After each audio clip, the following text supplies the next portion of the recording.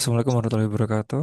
Semangat pagi, kami dari kelompok 5 akan mempresentasikan mengenai tugas UAS ekonomi kami tentang perancangan produk troli pintar naik turun otomatis berbasis gaya gravitasi di PT XYZ. Proyek ini disusun oleh Syahril Mendra Mustafa, kedua ada Mas Indra Wibiksana, ketiga ada Mas Dito Dwi Nugroho, dan keempat ada Mas Novel Zahron Nabani. Untuk buku pertama akan dipresentasikan oleh Mas Indra. Kepada Mas Indra dipersilahkan. Baik, terima kasih. Lanjut aja, kita akan menjelaskan yang pertama dari bab satu latar belakang. Inovasi alat bantu angkut barang terus berkembang untuk meningkatkan efisiensi dan keamanan distribusi. Troli pintar otomatis berbasis gaya gravitasi dirancang untuk memudahkan perpindahan barang di medan tidak rata seperti tangga dan ram, mengurangi tenaga pengguna secara otomatis. Menggunakan gaya gravitasi sebagai tenaga utama pada troli otomatis menghemat energi, mengurangi risiko kerusakan mesin, dan menekan biaya perawatan. Sistem sederhana ini meningkatkan daya tahan dan keandalan di berbagai medan. Kemudian, masalah. Yang pertama, bagaimana cara membuat troli pintar otomatis yang memanfaatkan gaya gravitasi sesuai dengan kebutuhan kerja di PT XYZ. Yang kedua, apa saja masalah teknis dan kesulitan dalam desain yang muncul saat menerapkan troli pintar di lingkungan kerja PT XYZ. Yang ketiga, bagaimana cara memastikan troli pintar dapat meningkatkan efisiensi dan keselamatan dalam mengangkut barang di PT XYZ.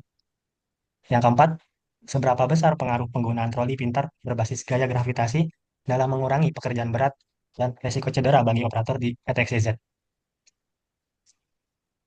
Kemudian, tujuan dari penelitian ini, yang pertama, merancang troli pintar yang bisa naik turun sendiri berdasarkan gaya gravitasi dan bisa digunakan bersama-sama dengan pekerjaan di PT XYZ. Yang kedua, mengenali dan menyelesaikan masalah teknis serta desain yang muncul selama membuat dan memasang troli pintar di PT XYZ. Yang ketiga, menambahkan efisiensi dan keamanan dalam mengangkut barang dengan memakai troli pintar di PT XYZ. Yang keempat, mengurangi pekerjaan fisik dan risiko terluka bagi operator dengan menggunakan troli pintar dalam kegiatan operasional di PT XYZ. Kemudian, ruang lingkup proyek. Yang pertama, perancangan mekanisme dan sistem kontrol meliputi pembuatan desain mekanik troli yang dapat bergerak naik turun secara otomatis dengan memanfaatkan gaya gravitasi, serta pengembangan sistem kontrol yang memastikan operasi berjalan efektif dan aman sesuai kebutuhan di PT XYZ. Kedua, uji fungsi dan kinerja troli dilakukan melalui pengujian prototipe di lingkungan nyata di PT XYZ pada berbagai jenis permukaan seperti tangga, ram, dan lantai yang tidak rata. Tujuan dari pengujian ini adalah untuk mengecek tingkat stabilitas troli ketika membawa beban dengan berbagai macam bobot agar memastikan barang dan operator tetap aman. Tiga, analisis dampak operasional dan efisiensi mencakup pengecekan waktu yang dibutuhkan untuk memindahkan barang menggunakan troli pintar dibandingkan troli biasa di PT XYZ. Juga dilakukan perhitungan dan perbandingan beban kerja fisik para operator sebelum dan setelah menggunakan troli pintar, termasuk kemungkinan pengurangan risiko terkena cedera. Selain itu, dilakukan pengecekan efektivitas troli dalam meningkatkan produktivitas dan kelancaran proses logistik di lingkungan kerja PT XYZ. Baik, baik selanjutnya saya akan menjelaskan bab 2 perencanaan desain dari alat kami yaitu troli pintar naik turun otomatis berbasis gaya gravitasi. Jadi, alat ini merupakan inovasi alat bantu semi otomatis yang berfungsi untuk mempermudah proses pemindahan part. Prinsip kerjanya memanfaatkan gaya gravitasi sebagai sumber gerak utama untuk menaik dan menurunkan permukaan troli. Ketika operator Mitsubishi memasukkan part ke alat ini, alat akan mendeteksi beban secara otomatis, lalu menyesuaikan posisi permukaan agar tetap ergonomis dan nyaman digunakan. Di bagian atas alat terdapat sistem pengunci, yang berfungsi untuk mencegah part jatuh saat proses pemindahan atau pengantaran. Dengan sistem ini, keamanan operator bisa lebih terjamin dan proses kerja jadi lebih efisien. Oke, dalam perencanaan desain kami juga menerapkan fungsi kualitas atau quality function development. Dilakukan sebagai metode untuk mengubah kebutuhan operator menjadi karakteristik teknis produk. QFD membantu memastikan bahwa setiap keputusan desain benar-benar diperlukan pada kebutuhan operator. Proses penerapan QFD kami awali dengan mengidentifikasi kebutuhan operator melalui kuesioner yang kami berikan. Didapatkan hasil yang bisa kita lihat di tabel bawah ini, kebutuhan pengguna. Satu, adanya alat proses pemindahan dan pengambilan part. Dua, kapasitas penyimpanan yang memadai. Tiga, sistem keamanan alat. 4 alat dan komponen, 5 ruang kerja yang terbatas. Untuk mengatasi kebutuhan pengguna, kita membuat karakteristik teknis, yaitu satu, pengadaan alat proses pemindahan dan pengambilan part. Dua, meningkatkan kapasitas penyimpanan part dengan menambahkan tinggi alat. Tiga, memberikan sistem penguncian di atas untuk memastikan keselamatan operator. Empat, material rangka yang ringan tetapi kuat serta tahan korosi. Lima, dimensi alat yang lebih ringkas, efisiensi, dan optimal. Next, lanjut. Dari kebutuhan pengguna dan karakteristik teknis, kita mendapatkan host of quality. Ada tanggapan dari pengguna yang ditunjuk dalam karakteristik teknis yang tepat di atas. Dari analisa host of quality, kita dapat menetapkan langkah-langkah perbaikan sebagaimana menjadi prioritas yang ditunjukkan di bagian bawah tabel. Yang pertama, pengadaan alat untuk pemindahan dan pengambilan part, di mana sebelumnya operator harus membungkuk dan menjinjit saat proses kerja. Yang kedua, memberikan sistem penguncian di atas alat untuk keselamatan operator. Keselamatan adalah hal yang utama dalam pekerjaan. Yang ketiga, meningkatkan kapasitas penyimpanan part. Tentu ini juga merupakan bagian yang penting untuk menghemat waktu yang dihabiskan selama proses pengantaran. Yang keempat, material rangka yang ringan, namun kuat serta tahan korosi. Ini untuk memudahkan dalam perawatan alat. Yang kelima, dimensi alat yang lebih ringkas, efisiensi, dan optimal, agar alat mudah dipindahkan. Next. Oke. Dari hasil dapat disimpulkan bahwa pengadaan alat proses pemindahan dan pengambilan part memiliki kontribusi paling tinggi sebesar 27%, sehingga menjadi prioritas utama dalam aspek aspek sistem penguncian alat menempati posisi kedua karena berhubungan langsung dengan keselamatan operator. Sedangkan kapasitas penyimpanan material serta desain ringkas menjadi pendukung dalam efisiensi kerja. Interpretasi penerapan fungsi kualitas berhasil mengarahkan agar fokus pada kebutuhan pengguna. Aspek yang paling memenuhi adalah mekanisme otomatis berbasis gravitasi. Dengan QFD, desain menjadi lebih tepat, aman, dan efisien. Next. Jadi kesimpulan yang kita dapatkan, QFD dan House of Quality membantu menyusun langkah-langkah menetapkan pengembangan alat berdasarkan kebutuhan. Prioritas utama adalah pengadaan alat pemindahan part otomatis berbasis gaya gravitasi, sedangkan sistem penguncian, kapasitas penyimpanan, material ringan dan kuat, serta desain ringkas efisiensi menjadi pendukung. Hasil KMD menunjukkan bahwa desain troli pintar naik turun otomatis berbasis gravitasi sesuai dengan prinsip ergonomik, efisiensi, dan keamanan kerja. Baiklah, untuk bab 3, pemulihan desain dan gambar teknis. Pada tahap awal perancangan dilakukan pembuatan beberapa sketsa bebas. Berikut adalah 4 sketsnya. Yang pertama adalah work table statis konvensional yang dicetuskan oleh Mas Naufal Zahran Nabani. Sketsa yang kedua adalah work table hidrolik manual yang dicetuskan oleh Mas Dito Dwi Nugroho. Untuk sketsa yang ketiga adalah troli semi otomatis dengan tuas mekanik yang dicetuskan oleh Mas Indra Wibiksana. Dan yang sketsa keempat adalah troli pintar naik turun otomatis yang dicetuskan oleh Syahril Mahendra Mustafa. Berdasarkan metode aditif tabular dari tabel di atas, troli pintar naik turun berbasis gaya gravitasi itu memperoleh skor tertinggi dengan nilai 4,85. Selain itu, desain ini juga mampu meningkatkan jumlah part atau quantity part yang diangkut dalam satu kali proses kerja. Dengan nilai tersebut, desain ini ditetapkan sebagai desain akhir terpilih untuk tahap realisasi dan pembuatan gambar teknis detail. Untuk gambar teknisnya, kurang lebih adalah sebagai berikut. Berikut adalah tampilan atas, depan, samping, dan isometri A dan B-nya.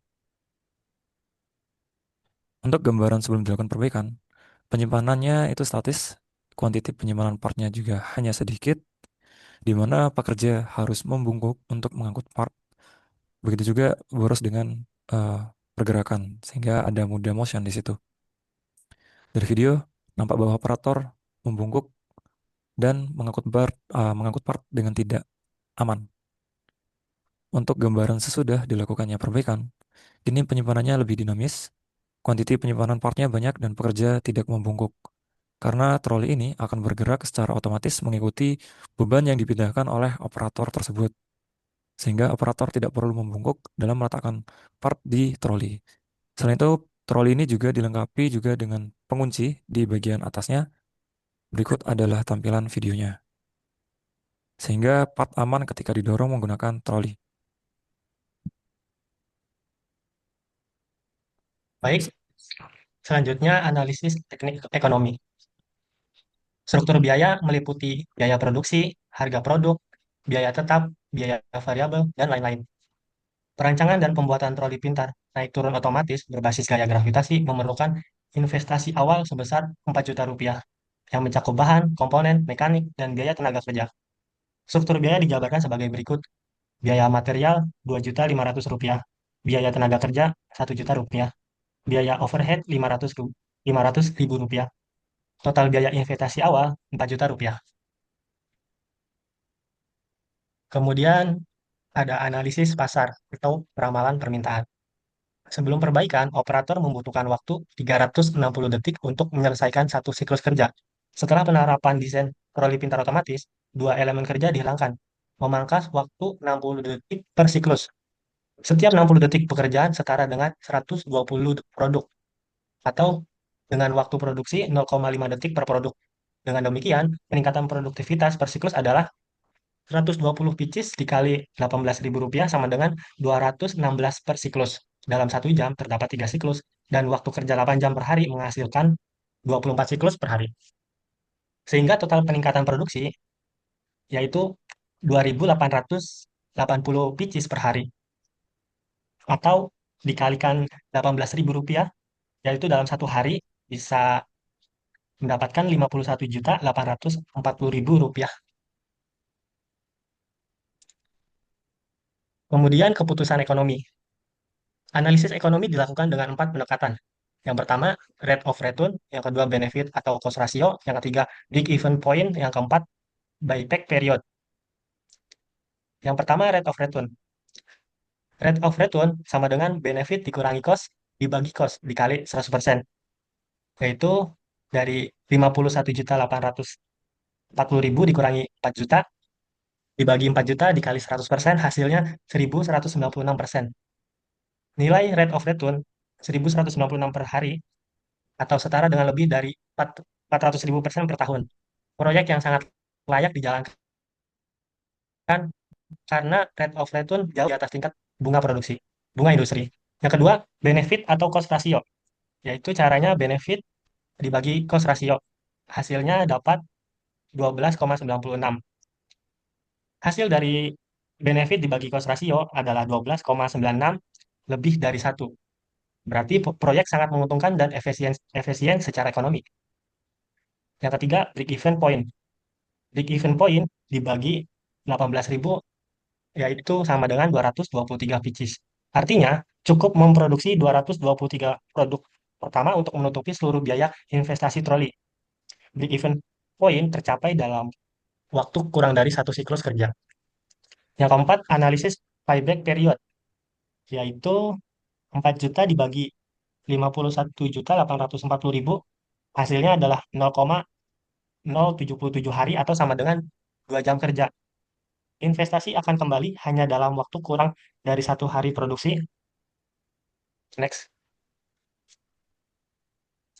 Ya, berdasarkan keempat metode analisis, kita dapat menyimpulkan bahwa rate of return mendapatkan hasil 1.196% per hari.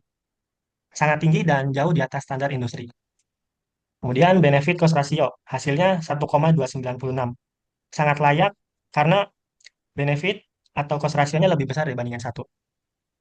Yang ketiga, break even point, hasilnya adalah 223 pieces. Itu hasilnya sangat cepat dan tercapai. Kemudian payback period, hasilnya adalah 0,077 hari untuk setara kurang lebih 2 jam. Keterangannya cukup kembali untuk balik modal. Pada analisis teknis, terdapat ergonomi, material, tegangan, perpindahan, faktor keamanan, dan kesimpulan. Pada bagian ergonomi meliputi alat ini dapat digunakan pekerja dengan aman dan nyaman serta mengurangi risiko cedera. Pada material, aluminium besi pipa memberikan keseimbangan antara kekuatan, stabilitas, dan berat keseluruhan. Pada analisis tegangan digunakan pada bagian menahan tekanan dorongan, memiliki struktural tinggi, stabil untuk distribusi gaya vertikal. Slide. Next, Mas. Pada analisis perpindahan, platform saat diberi beban hanya 3 hingga 8 cm.